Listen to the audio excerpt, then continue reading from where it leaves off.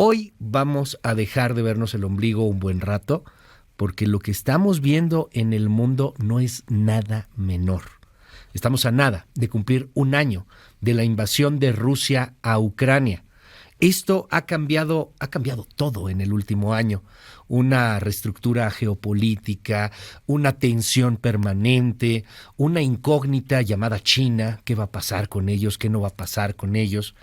Y para mí hoy es un verdadero honor, un privilegio poder presentar una mesa en donde podemos platicar de manera franca, y esto no se hace mucho en México, deberíamos de hacerlo más seguido, ojalá que se pueda hacer más seguido, pero donde podamos platicar con partes involucradas, con países que están preocupados de lo que va a suceder. Dejamos de vernos el ombligo por un momento, y bueno, de entrada, como siempre, saludar a Brenda Estefan, nuestra colaboradora en temas internacionales, con quien hemos seguido de pe a pa desde el primer momento lo que ha sucedido en Ucrania. Brenda, bienvenida como siempre. Muchas gracias. Muy buenos días, Luis. Un gusto estar contigo esta mañana y coincidir en esta mesa con los embajadores. Y también nos acompañan dos embajadores. Está con nosotros el embajador de Suecia, él es Gunnar Aldén. Espero haber pronunciado correctamente, seguramente no, embajador, pero es un honor tenerlo aquí. De verdad, bienvenido. Gracias. Muchísimas gracias, un gusto estar con ustedes. Gracias, embajador. También está con nosotros Maciej Sietara. Seguramente también mi pronunciación no es la correcta. Él es embajador de Polonia aquí en nuestro país. Y bueno, hay mucho que platicar. Acaba de irse Joe Biden justamente de su país, de Polonia. Bienvenido, embajador. Muchas gracias. Muchas gracias por el espacio. Brenda, Luis, un gusto estar con ustedes. ¿Qué les parece si primero hacemos una pequeña introducción de lo que ha sido este año, Brenda? ¿Cómo lo podríamos sintetizar? Un año de la invasión de Rusia a Ucrania, lo que tú y yo platicábamos hace mucho tiempo. Decíamos, probablemente esta va a ser una guerra relativamente corta. A lo mejor la fuerza de Rusia va a imponerse sobre Ucrania. Y mira nada más lo que ha pasado, nos estamos empezando a preparar o a ver lo que puede llegar a ser un conflicto bélico muy largo. Cuéntanos un poco qué pasó en este año. Claro, Luis. Pues mira, me parece que esta invasión que de inicio buscaba ampliar esta esfera de influencia china al estilo colonial con las formas del pasado, se convirtió con el tiempo en una relación de fuerzas. Está claro que hubo un error de cálculo de parte del presidente ruso en cuanto, cómo iba a reaccionar el pueblo ucraniano, el gobierno ucraniano, y también cómo iba a reaccionar Occidente, que finalmente un año después no se ha dividido en torno a esta causa. Okay. Y creo que eso hizo que al día de hoy, en muchos sentidos, si bien la invasión es en contra de un pueblo y de un país, se haya convertido en un conflicto global, de enormes consecuencias, porque del resultado de esta guerra dependerá el futuro del mundo. Y en ese sentido se entiende por qué la amplitud de los factores participando. Simplemente, sin irnos muy lejos, esta semana la participación de China sobre el tema, pues nos habla de que no es nada más un tema de dos bandas, ¿no? De dos grandes jugadores, no es nada más la OTAN y Occidente contra Rusia, sino que en realidad esto se ha convertido en la mayor crisis geopolítica que haya vivido el mundo desde el fin de la Guerra Fría, y por tanto, bueno, vimos ayer al jefe de la diplomacia china en visita en Moscú con el presidente Putin, cosa rara porque normalmente Putin no recibe más que a jefes de Estado, pero ayer se reúnen y el jefe de la diplomacia china señala que la relación entre ambos países es sólida como una roca. Y esto pues desde luego en un marco en el que, como bien señalabas, el presidente Biden estaba en Polonia dando un discurso después de su visita también a Kiev, de un apoyo que no, y que esa es la visita de Biden a Kiev, es Occidente está en la causa ucraniana y no vamos a recular, vamos a continuar apoyando, tome el tiempo que tome. Y nada más decir justamente en torno pues a los países aledaños, que del resultado de esta guerra dependen muchas cosas, y un escenario digamos, en el que ya nace Rusia, que no es el que se antoja viable ni permisible, sí, claro, pero tendría un impacto no solamente en Ucrania, sino en países como Moldovia, este pequeño país, ex República Soviética, que se ha visto amenazado de manera importante en los últimos días, los riesgos han crecido, y desde luego en otras regiones del Cáucaso y Asia Central se haría sentir. Por eso la importancia de este tema y el impacto que hemos visto desde luego en todos los frentes, que nos tardaríamos aquí mucho en hablar de ello, pero económico, financiero, geopolítico, en todo el mundo. Yo quisiera preguntar también un poco en el tema social, embajadores, ¿cómo es esto? Porque desde México vemos estos conflictos muy alejados. Geográficamente está del otro lado del océano, Rusia pues parece algo que está solamente en imaginación, no está en el día a día del mexicano, no está en el día a día de los ciudadanos en este país, pero para ustedes sí, para sus ciudadanos, para la gente en Polonia, para la gente en Suecia, sí es un día a día, sí se reviven muchos miedos de lo que se llegó a vivir hace algún tiempo, las historias más negras en la humanidad como una Segunda Guerra Mundial. Quisiera preguntarles a cada uno de ustedes vivido en Suecia y en Polonia, que está tan cercano al conflicto, si les parece, comenzamos con usted, embajador Gunen Adlen. Sí, muchas gracias por este espacio. Bueno, como usted lo bien dice, es muy importante para nosotros y queda muy cerca para nosotros este conflicto. Obviamente eso es algo, un ataque en contra del sistema global basado en el derecho internacional, y eso nos toca bastante, y hemos podido ver este sufrimiento de la población ucraniana, y eso nos afecta mucho. Entonces hasta el nivel donde nosotros hemos cambiado también la política exterior de Suecia. No sé si saben ustedes, pero nosotros estamos ahora buscando la membresía en la OTAN, y eso es un cambio bastante grande para Suecia, y eso fue directamente una consecuencia de la invasión brutal de Rusia. Hicimos un análisis con los partidos políticos en Suecia, y luego la decisión fue del gobierno de buscar la membresía a la OTAN, y junto con, pero al mismo tiempo con nuestros amigos finlandeses. Hemos tenido por mucho tiempo mucha cooperación con diferentes países en términos de política de seguridad, pero de tomar este paso fue bastante importante. Pero también este apoyo de nuestra parte es muy fuerte en términos humanitarios, y también financiero. Nosotros estamos dando alrededor de 30 mil millones de pesos a Ucrania, y hay un apoyo pleno de la población sueca, porque claro, otra vez, como usted lo bien dice, eso queda muy cerca para nosotros. Y una cosa muy importante es todos estos reportes de crímenes de guerra de la parte de las fuerzas rusas.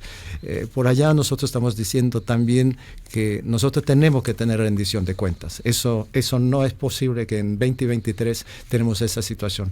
Un país grande, poder nuclear, que está tratando de robar territorio de su vecino soberano democrático.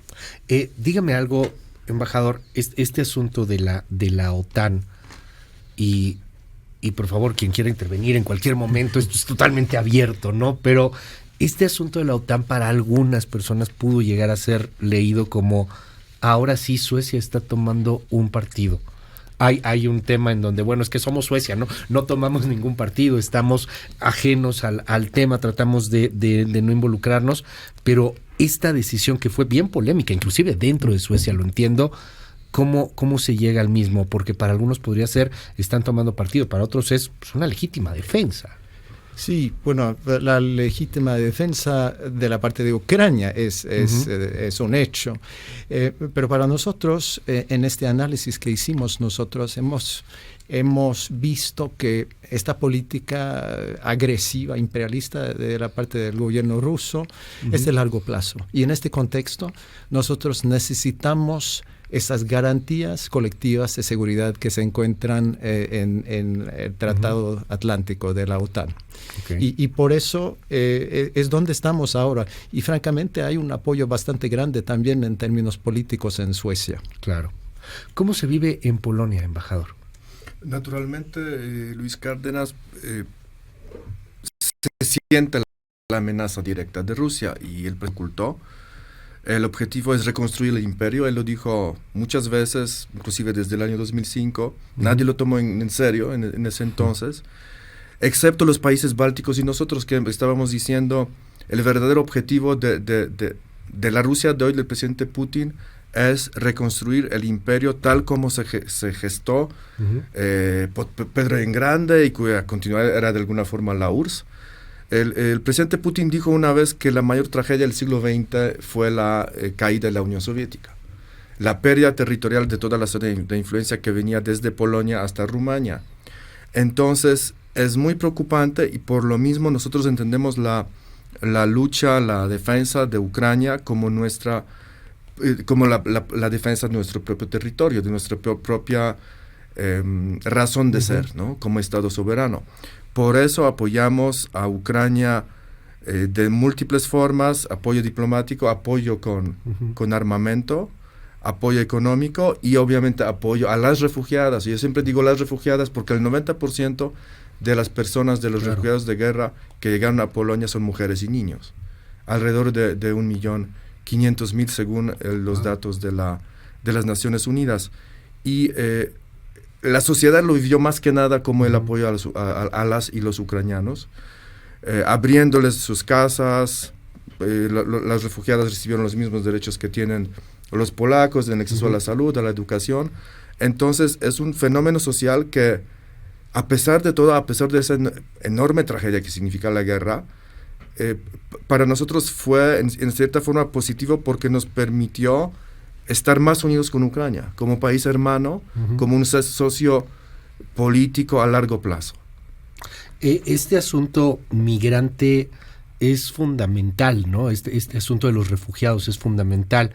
Y haciendo un poco del análisis y la retrospectiva, Brenda, porque lo hemos platicado aquí mucho tiempo, es sumamente polémico y polarizante, porque habrá algunos lugares en donde el tema migrante pues ha generado, no sé, consecuencias como el mismo Brexit, ¿no? En algún punto en las narrativas que hoy se viven en Europa.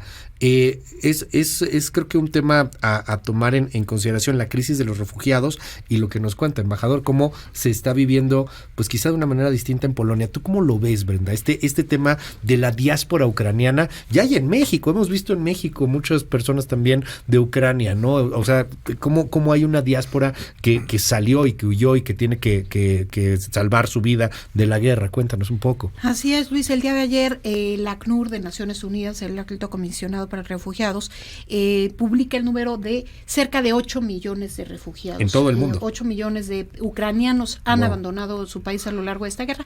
La inmensa mayoría, desde luego, hacia Polonia y a República Checa.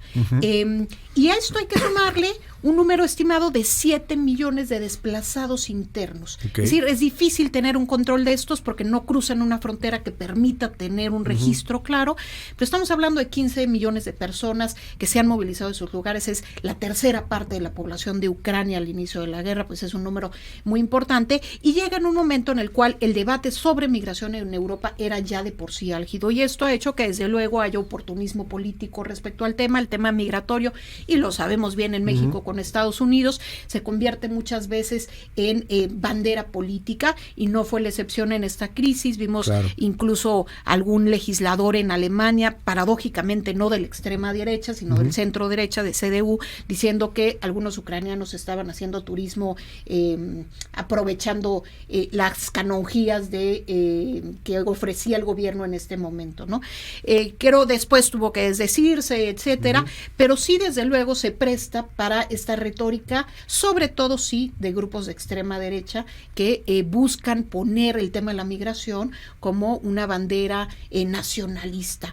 Sin embargo, la amenaza es tan cercana para países del flanco este de Europa que eso genera una sensibilidad especial. Pensemos, por ejemplo, que de los 8 millones de refugiados que han salido, de ucranianos, apenas poco más de la mitad están registrados en el mecanismo de la Unión Europea para darles beneficios de educación, salud, acceso al mercado laboral. El resto han sido acogidos de manera libre, digamos, por la diáspora ucraniana o por ciudadanos que buscan apoyar. Es decir, ni siquiera administrativamente están registrados. Esto te habla también de la sensibilidad de los pueblos de los países vecinos al acoger a los ucranianos. Y tocas este tema que yo quiero consultar, en torno a la polarización política, esta polarización de la cual también, como decía embajador, se ha hablado hace muchos años. Estos extremos, las extremas derechas, las extremas izquierdas, estos populismos reinantes, y que a final de cuentas terminaron por ser pues una gasolina, una fuente de energía al mismo discurso de un Vladimir Putin. ¿Cómo se vive en Suecia? ¿Cómo se vive en Polonia? Comenzamos con Suecia, embajador. Bueno, es muy interesante, Luis, esta pregunta, porque en términos de los refugiados de Ucrania, no tenemos para nada esta discusión.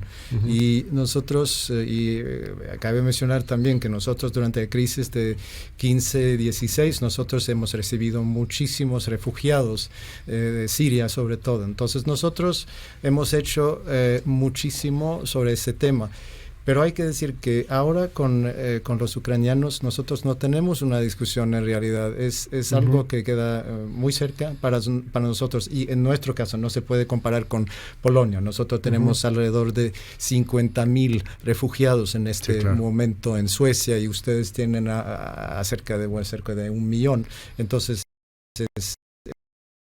no se puede comparar, pero uh-huh. para nosotros eso es pero yo insisto sobre este punto. Para nosotros eso y lo que está sucediendo en uh-huh. Ucrania es algo tan grande y es un ataque en contra de todo ese sistema, en un sistema crucial para nosotros, claro. El sistema de seguridad de Europa, y basado en este derecho internacional, la Carta de las Naciones Unidas. Uh-huh. Entonces, para toda la población sueca es el caso ahora.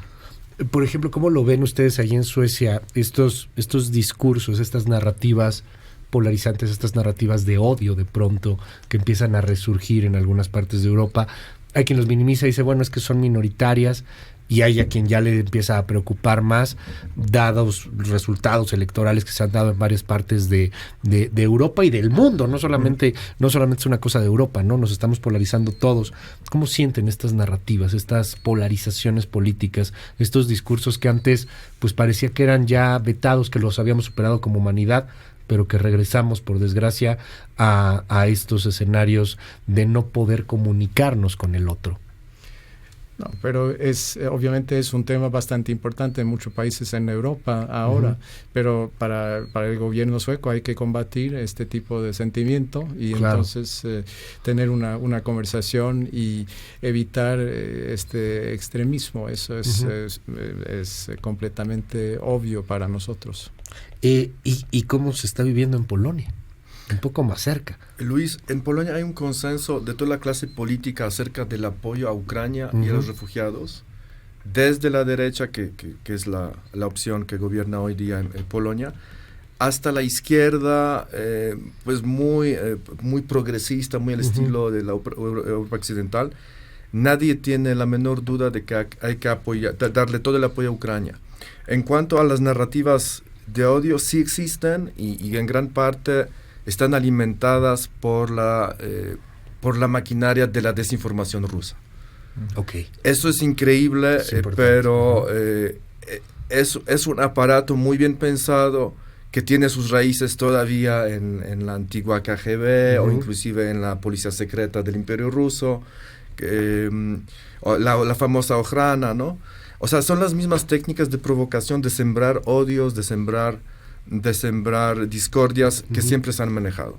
Y en el caso de Ucrania se manejó mucho por la desinformación rusa el tema de los conflictos que tuvimos antes los ucranianos y los polacos. Uh-huh. Entonces el aparato de la desinformación ruso intenta revivir uh-huh. sí, uh-huh. los antiguos odios de antes de la guerra, durante la Segunda Guerra Mundial. No nos dejamos llevar por ese lado. Uh-huh. Somos dos pueblos ahorita ya muy unidos. Como en el efecto de la guerra es ampliar la OTAN, ¿no? Suecia uh-huh. y Finlandia van a ser pronto miembros. Un gran éxito de Vladimir Putin. Uh-huh. En el caso de Polonia y Ucrania, el gran éxito, entre comillas, de Putin va a ser la hermandad más fuerte de ucranianos y polacos. Uh-huh. Sí, de la presencia. Uno. Y les quiero decir otra cosa. No solamente son ucranianos, ¿no? Hay la comunidad ya uh-huh. de larga data, pero por ejemplo una gran comunidad hindú. Okay. Y no son realmente, ellos ya no son refugiados, son migrantes económicos que llegan a uh-huh. Polonia. Hay también personas de Turquía, del Oriente Medio. Entonces esta guerra también de alguna forma ayudó a una evolución de la sociedad polaca de ser más abierta a otros, claro. también a otros refugiados y a otros migrantes, no solamente a los ucranianos. Entonces, como quiera que sea, es un resultado que ustedes pueden ver si van a Varsovia, en las calles de Varsovia, de otras ciudades, de ver una diversidad que antes, hace 10 o 20 años, no se veía. Por favor, embajador. Puedo tocar este punto de unidad dentro de la Unión Europea, porque eso es algo muy importante también. Claro. Nosotros, Suecia, en este momento tenemos la presidencia del Consejo de la Unión Europea, y para nosotros la prioridad es de que sigamos unidos de esa manera. Y es algo francamente increíble lo que hemos logrado durante este año en términos de sanciones, en términos de apoyo. 67 mil millones de euros en apoyo, incluyendo también lo de refugiados. Es mucho dinero, pero seguimos unidos para enfrentar esta invasión y este ataque de Rusia en contra del sistema global. Y yo diría hay un paradigma que se rompe respecto a qué era la Unión Europea, que muchas veces era visto como un mercado común simplemente, ¿no? Y no como un actor geopolítico. La guerra en Ucrania convierte a la Unión Europea en un verdadero actor geopolítico, algo que parecía inimaginable, que destinara recursos propios para apoyar con armamento a Ucrania. Sin embargo, sí, a pesar de que ciertamente hay una unión, hay división en cómo ve la ciudadanía de diferentes países el tema de la guerra en Ucrania, sobre todo el flanco este de Europa, los países como Polonia y los bálticos, que por su historia conocen un poco de este imperialismo ruso, pues tienden a ser todavía más solidarios con la causa ucraniana. En Polonia el 80% de la población apoya que se otorguen armas al ejército ucraniano. Sin embargo, en Francia ese número es el 54% y en Alemania el 49%. Es decir, hay una discusión entre la ciudadanía y la clase política de los países de Europa Occidental que es diferente a la discusión interna que tienen los países del flanco este. Y ahí coincido también con lo que decía el embajador Mache, que en 2008, cuando estaba la guerra en Chechenia, hay un discurso del jefe de Estado polaco en Tbilisi, en Georgia, y sobre el tema de Rusia, y dice, no se va a detener aquí, esto no se va a acabar con la guerra en Georgia, si lo dejamos llegar, va a continuar hacia otros países. En ese momento Europa Occidental lo desestima, y ahora hay un discurso de Ursula von der Leyen, titular, digamos, de la diplomacia europea, que dice, bueno, durante años no escuchamos estas advertencias, se desestimó el militarismo ruso, y ahora pues la realidad nos ha golpeado en la cara, ¿no? Creo que ese es un tema importante, la Unión Europea, ¿no? O sea, en qué, de entrada, que ya se veía como el tema económico, la Unión Económica, un tema de frontera, pero la guerra los ha hecho unirse ideológicamente, los ha hecho unirse también en el sentimiento, y se siente eso, ¿no? Una Europa del Este, pues evidentemente que le afecte más territorialmente, que apoya intervenciones más severas, y una Europa occidental, pues que todavía es un poco reticente a acciones más severas. Pero, ¿qué viene en el futuro? Ya es un año de esta invasión. ¿Qué viene en el futuro? ¿Qué ven ustedes, embajadores? Bueno, nosotros estamos diciendo que este apoyo es de largo plazo y otra vez, no es solamente el sufrimiento de la población ucraniana, se trata de este ataque en contra de este sistema de nosotros en Europa, pero también del punto de vista global. Y por eso tenemos un apoyo bastante grande para seguir con este apoyo, y otra vez este apoyo que pues es muy muy fuerte, y se trata de también de armas, y eso es para nosotros en Suecia es la primera vez desde 1939 cuando nosotros hemos apoyado a los finlandeses en la guerra en contra de la Unión Soviética, y entonces para nosotros de dar armas a un país en guerra. Y de esta manera nosotros hemos tenido un cambio bastante grande, porque los derechos de los ucranianos, la soberanía del país es en juego, y hay que ayudar, hay que hacer lo más posible. Y por eso sí, yo me siento convencido de que haya este apoyo de largo plazo. ¿Qué nos dice embajador Machi? Rusia no ha buscado una solución diplomática hasta ahora y está con sus condiciones inquebrantables de ocupación territorial o anexión de nuevos territorios y el cambio de régimen en Kiev.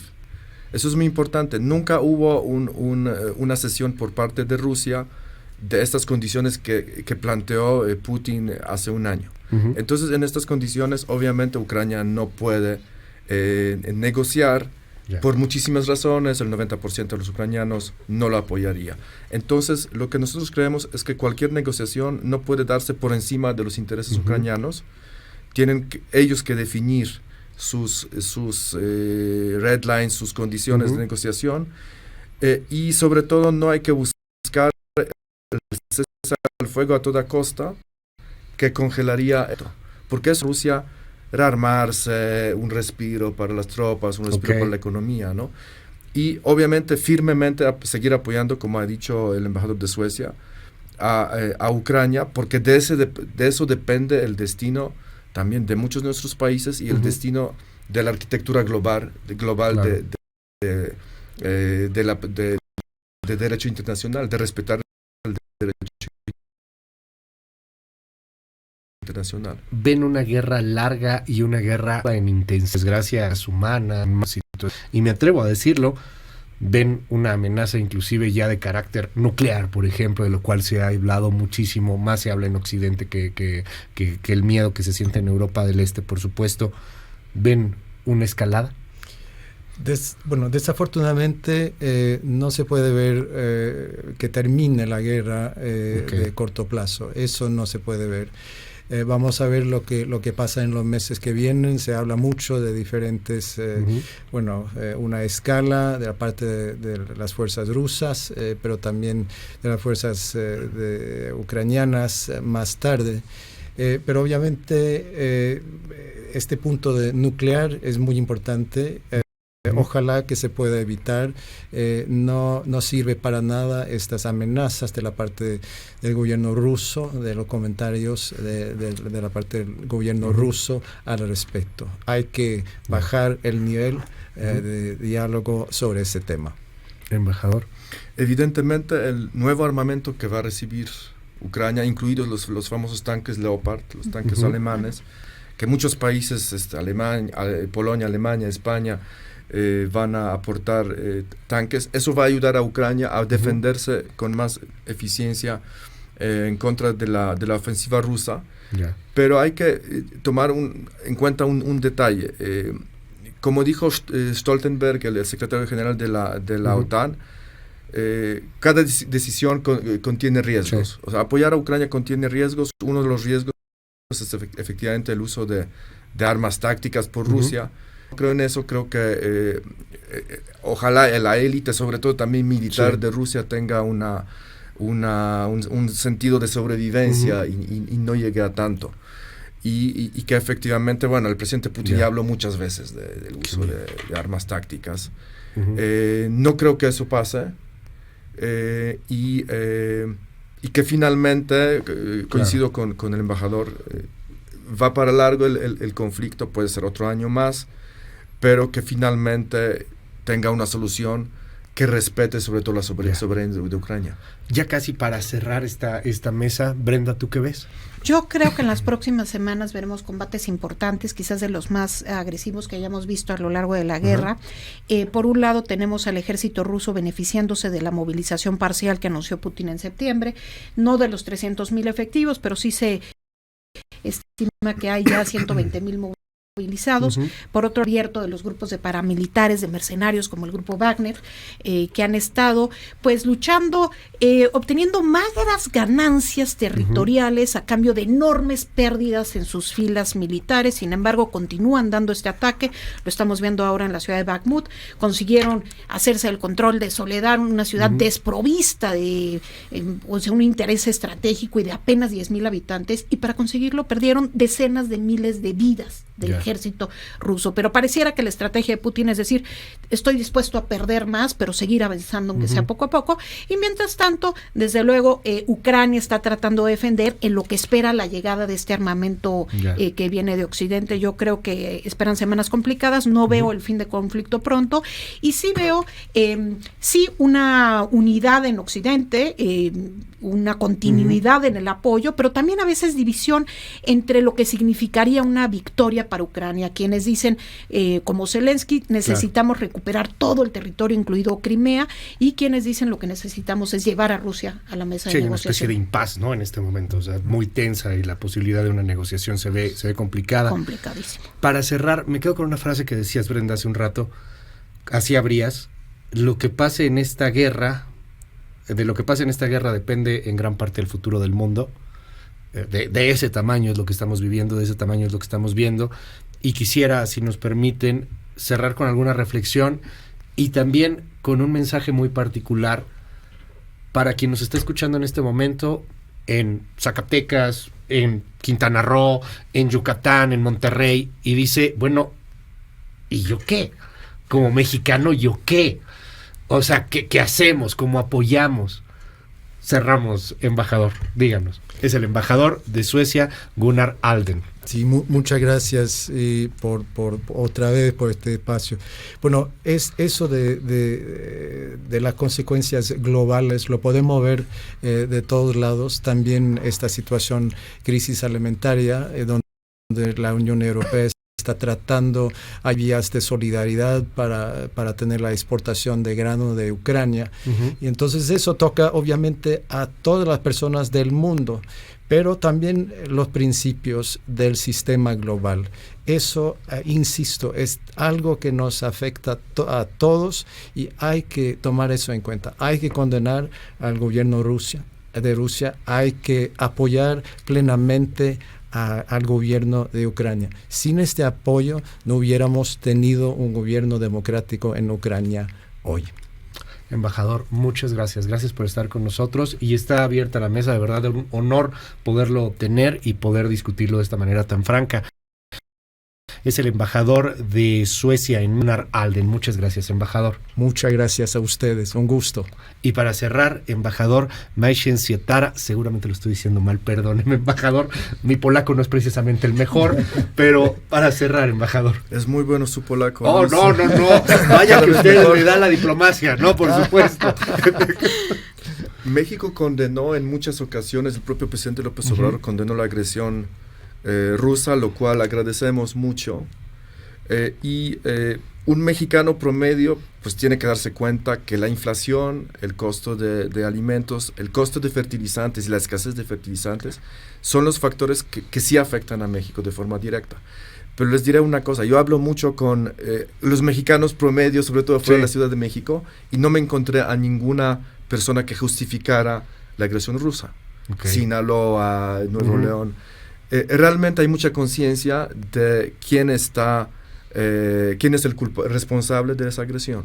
Entonces creo que la sociedad mexicana en gran parte está consciente, también por su historia, ¿no? ¿Qué pasaría si algún imperio X le dijera a México me tienen que dar Baja California, ¿no? O sea, que yo creo que todos los mexicanos... Ya hemos vivido algo así.